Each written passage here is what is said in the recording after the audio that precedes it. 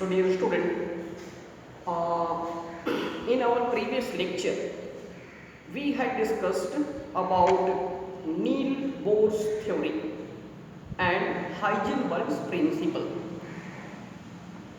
In previous lecture also we have discussed about the ground and excited state of atom. Clear? Once again, I would like to repeat that topic. See, let us suppose this is an atom and there may be several electrons in its different energy level according to their capacity to hold electron. इस atom के विभिन्न cell में electrons होंगे उनकी capacity के अनुसार कि कौन सा सेल कितना इलेक्ट्रॉन्स रख सकता है. लाइक के सेल का कैपेसिटी 2 इलेक्ट्रॉन, एल सेल का 8 electron, in this way. So see now if an electron is present, let us suppose an electron is present in K L M. This is your n cell. Let us suppose an electron is present in k cell. ठीक है, consider करते हैं कि electron जो है k cell में present है. ठीक है, तो as long as this electron will revolve around the nucleus in the same cell, k cell only. Understood? Then this atom and electron will be said to be in its ground state.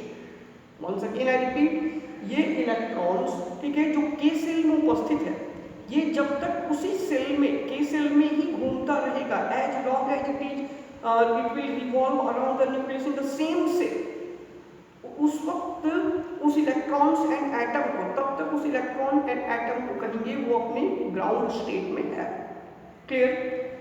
But if energy supplied from outside to this atom, अगर इस atom को कुछ energy बाहर से मिले, ठीक है, that we can supply in form of heat, light और इलेक्ट्रिसिटी. तो किसी भी फॉर्म में if we are supplying the energy, let's suppose we are supplying the energy in form of heat, अगर इसको हीट किया जाए, so what will happen then, what will be the effect of the supplied heat. इस supplied heat का असर क्या होगा? ठीक है, the electrons which are present in different energy levels, केवल इसी इलेक्ट्रॉन्स का नहीं, जितना भी इलेक्ट्रॉन्स है जो अलग अलग एनर्जी लेवल में उपस्थित है, they will absorb this energy because we are supplying heat. Heat is a form of energy, ये एनर्जी का ही एक रूप है. तो this energy will be absorbed by the electron which are present in different energy level. ठीक है, and then what happens, electron जो है इस एनर्जी को एब्जॉर्ब करने के बाद वो जंप करके चला जाता है बाहर, इस तरह से हायर एनर्जी लेवल में. मींस इलेक्ट्रॉन का प्रमोशन हो जाता है, electron gets promoted from lower energy level to some higher energy level if energy is given from outside, if energy supplied to this atom. ठीक है, नाउ जब electron आपका इस हायर एनर्जी लेवल में पहुंच जाए, ये electron actually lower energy level का था, ये हायर एनर्जी लेवल में पहुंच गया कब, जब हम लोग एनर्जी सप्लाई की. तो इस वक्त जब ये अपने हायर एनर्जी लेवल में है, तब ये इलेक्ट्रॉन्स एंड एटम अपने एक्साइटेड स्टेट में कहलाता है कि ये एक्साइटेड स्टेट में है. Clear? Now this atom is said to be in, atom as well as this electron is said to be in its excited state. ठीक है, but as we have discussed earlier, पहले जैसे हमने discuss किया था कि excited state of an atom is very unstable. ठीक है, किसी भी एक्साइटेड स्टेट में इलेक्ट्रॉन्स जो है maximum 10 to the power 8 second, ठीक है, 10 टू द पावर 8 सेकेंड तक ही वो वहां रह सकता है, and then it will come back to its original state. 10 to the power 8 second is the maximum duration of an electron, of an excited electron where it can stay. Excited state में वो maximum 10 to the power 8 second तक stay कर सकता है, रह सकता है, then it will have to come back, इसको वापस आना पड़ेगा. ठीक है, now it may come either in one step, it may jumps to the inner energy level, ground state, in one step it may come, or in other state. ठीक है, ये दूसरा स्टेप फॉलो करता है, 2 या 3 स्टेप में ये आएगा। बट जब भी ये रिटर्न आए इट विल एमिट रेडिएशन, ये एनर्जी रेडिएट करेगा इन form of electromagnetic rays, electromagnetic wave. Clear? तो वो रेडिएशन जब ये वापस जाता है तो ये आपका इलेक्ट्रोमैग्नेटिक वेव के रूप में एनर्जी रिलीज करता है। ठीक है, लेट अस सपोज यहाँ पे एक इलेक्ट्रॉन जंप करके यहाँ आया था, ठीक है, when it will jump back it will also radiate some energy. ठीक है, let us suppose one electron is present here, एक इलेक्ट्रॉन इस सेल में था, वो यहाँ गया जंप करके, तो when it will come back it will also release some amount of energy in form of electromagnetic wave. ठीक है, तो different electron will radiate different amount of energy. वो एनर्जी कितने के बराबर होगा? जितना एनर्जी वो एब्जॉर्ब किया था। ठीक है, लोअर एनर्जी लेवल से हायर एनर्जी लेवल में जाने के लिए जितना एनर्जी एब्जॉर्ब किया था, same amount of energy it will now release when it will come back to its ground state. Clear? Now if these energies are allowed to fall on a screen, एक अगर screen पे इसको पढ़ने दिया जाए, ठीक है, वी गेट ए पैटर्न, एक पैटर्न मिलता है। ठीक है, इस तरह का पैटर्न देखिए, लुक एट द बोर्ड। ये पैटर्न जो है आपको स्क्रीन पे इस तरह से डार्क डार्क और ब्राइट, डार्क और ब्राइट बैंड्स या लाइंस बना होता है। ठीक है, तो जिस स्क्रीन पे पढ़ेंगे उस स्क्रीन पे काफी सारा लाइंस उभरता है, कुछ डार्क लाइंस, कुछ ब्राइट लाइंस, विड्थ जो है ये डिफरेंट हो सकते हैं।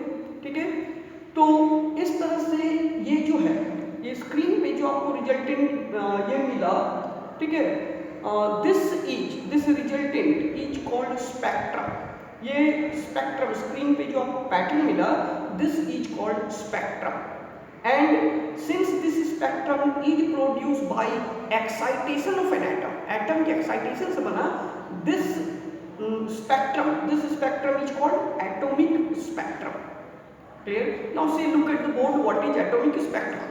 Atomic spectrum, when energy is supplied to an element, ठीक है, किसी एलिमेंट के एटम को जब एनर्जी सप्लाई किया जाता है in form of heat, electricity etcetera, the atoms of the element, उस एलिमेंट का जो एटम है, ठीक है, एमिट इलेक्ट्रोमैग्नेटिक रेडिएशन, वो इलेक्ट्रोमैग्नेटिक रेडिएशन रिलीज करता है।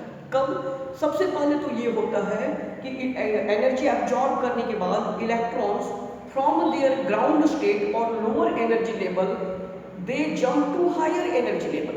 एब्जॉर्ब करने के बाद वो हायर एनर्जी लेवल में चला जाता है, then it is said to be in excited state. But excited state में maximum 10 to the power 8 second रहने के बाद it will have to come back, इसको वापस आना है, और जब ये वापस आएगा तो same amount of energy it will release, उतना ही अमाउंट ऑफ एनर्जी रिलीज करेगा।